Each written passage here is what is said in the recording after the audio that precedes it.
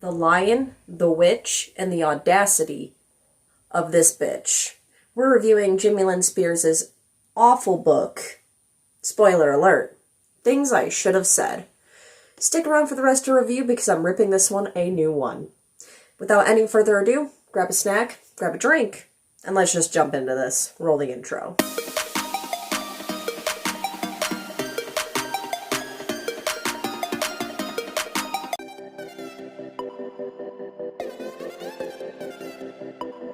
Welcome back. Now, let me say, lovelies, I went into this book as unbiased as possible. Yes, I'm a member of the Free Britney movement. Yes, I don't care for Jamie Lynn Spears, but I did not read or watch a single review of this book until I was done with it. And I went into this book as blind as possible. I went into this, having the lens of a reader on me, like I do any of my other books. As you know, I've read and reviewed critically popular books, such as the From Blood and Ash series. So when I say I'm ripping this one a new one, I know for damn certain that this is not just because of who Jamie Lynn Spears was or is. Anyway, let me just get into the book. This book was written at a very not good time to be making a book during the height of the Free Britney movement. When Jamie Lynn was getting a lot of backlash, she went on and said that, she supports her sister, and then, acted like she was crying, and you don't actually see a tear that she's wiping off. It's weird, yeah. She said that she wasn't going to support her sister through a trendy hashtag, whatever that means. This book is very controversial because of the time that it was written. People have pointed out constantly that this was not written at the best time. If you don't know who she is, Jamie Lynn Spears is a ex-child star. She is also the younger sister of pop icon Britney Spears. She was the star of the show Zoey 101, as well as having a prominent role on the show before this called All That. If you grew up in the 90s, you probably know what All That was. It was really popular on Nickelodeon. Now she is, I think the only acting gig that she has is a show called Sweet Magnolias, which there is actually a petition to have her removed from Sweet Magnolias on Netflix, which just came out with its season 2. With her biggest role being Zoey 101, a lot of people blame Jamie Lynn for the ending of that show, even though it was so popular, because she got pregnant at 16, as we all famously know. That is probably her biggest moment in fame, was when she got pregnant with her daughter, Maddie. So, all that background out of the way, let's get into the actual subject matter of this book. This book was supposed to focus on her life, struggles of being a child star, and, all the glitz and glam and everything that it comes with.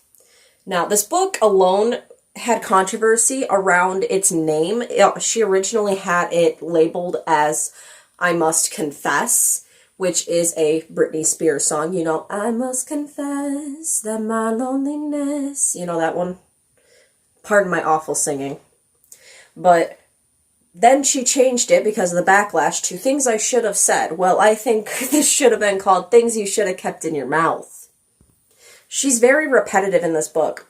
On page 3, she talks about being this light, this wholesome person at a young age of being a toddler. Like she was born to be an entertainer. That her parents knew that there was something special about Miss Jamie Lynn here. It's almost cringeworthy because a lot of kids don't remember their time as a toddler. So she heard all these things that were being said about her and how gifted and how wonderful she was. It's like, did she ask her parents how they thought of her as a toddler when she wrote this? Is this just her own assumptions? We don't know. And this starts on page 3. This whole shit show starts on page 3 of 300.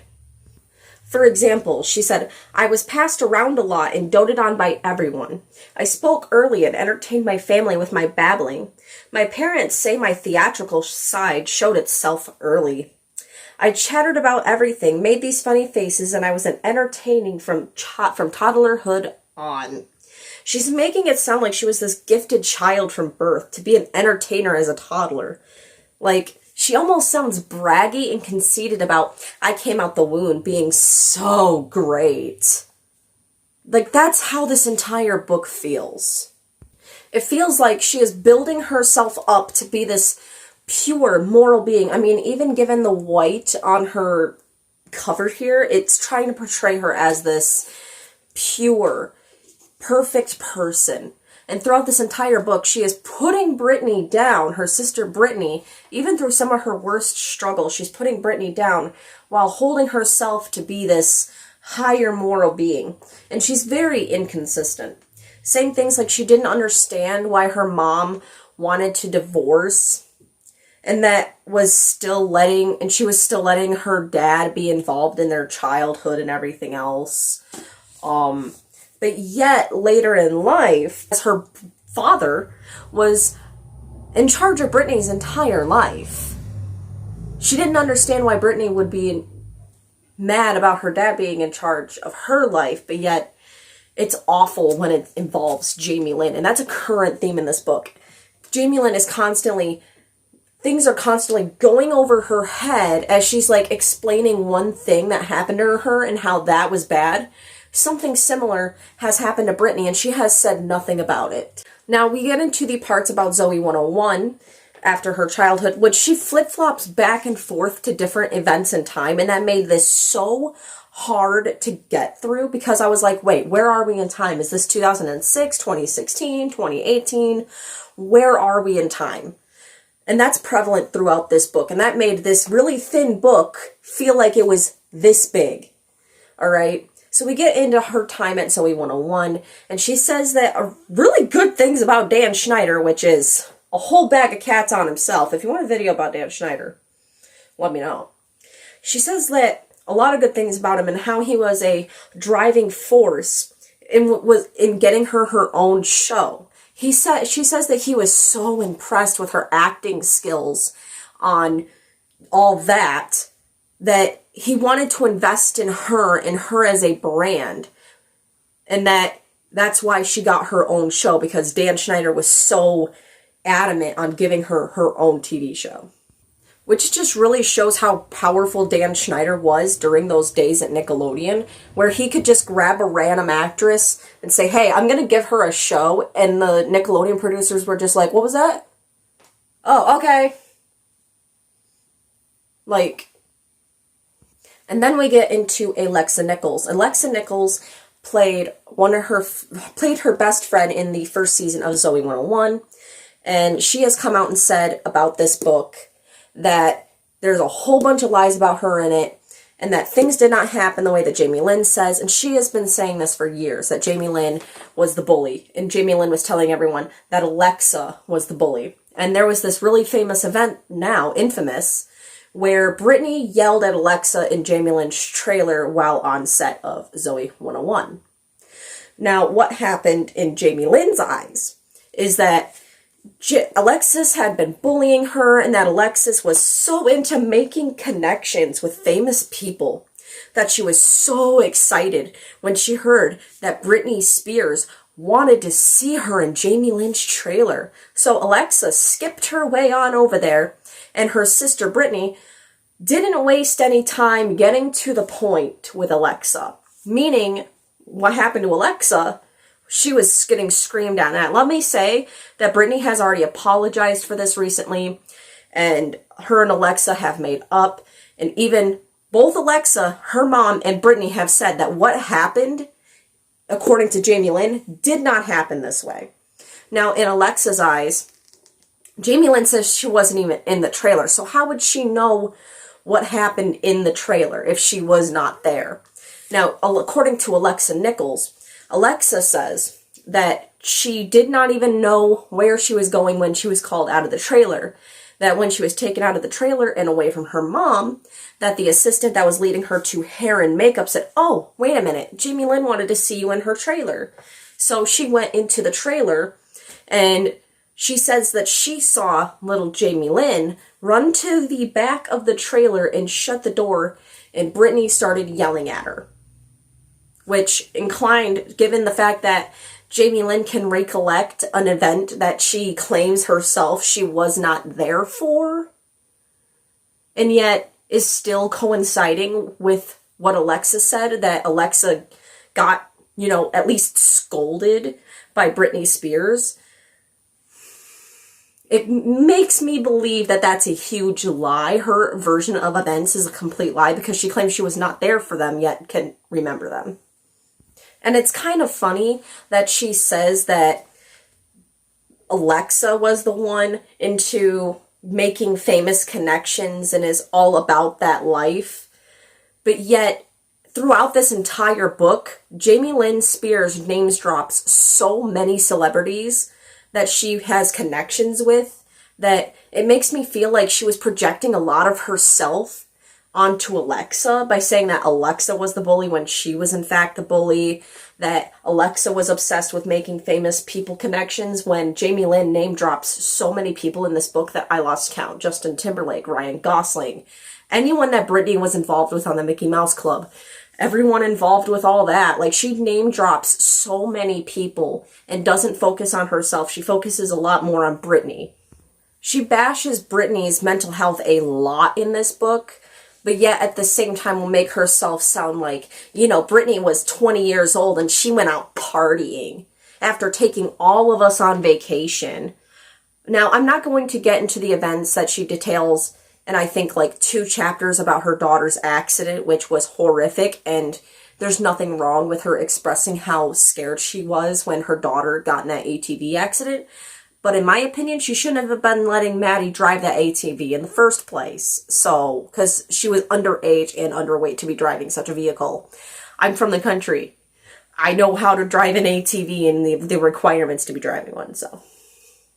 There's a whole lot of lies and hypocrisy about the conservatorship. She talks about how the conservatorship was put in place to protect Britney from Sam Lutfi, but yet in current interviews, she has said that she knew nothing about the conservatorship because she was just a kid during that time. So which is it? Did you know something about the conservatorship and why it was put into place, or did you not know anything because you were just a kid? Which, the conservatorship itself, those are not grounds to protect her from someone, is not grounds to put her in a conservatorship for 13 years. Just saying. Even though the court documents say that were filed is that Britney had dementia. So, she shouldn't even be talking about stuff that she didn't know about, you feel me? There's already a whole lot more I had written down, but seeing as this is already at 12 minutes, I'm probably not going to even be able to have this long in here, given the space on my phone. But let me get into my final thoughts, because you don't need to read this book. It was garbage. This book felt constipated, poorly written. There is so much back and forth in the timeline of her life that it makes it hard to follow or even finish reading. The person writing was clearly not just her, because the writing voice is so far off as who she is as a person that you can clearly tell it was not just her on this book, but also a ghostwriter might have been partially involved. But considering how controlling Jamie Lynn is, and she said so herself that she can be quite controlling in this book, I wouldn't be probably far off saying that this ghostwriter probably didn't have much to do with this book. It's like her clear and utter disdain for Britney and anything Britney did in this book is just, it's distracting. How obsessed she is with the fact that Britney is more famous than her, that she will always be Britney Spears' little sister. And she has this weird thing where she says that she looked at Britney like a second mom, and it's like she's almost pissed that Britney wanted to just be an older sister after Jamie Lynn was old enough to take care of herself. She didn't keep up this second mama type thing.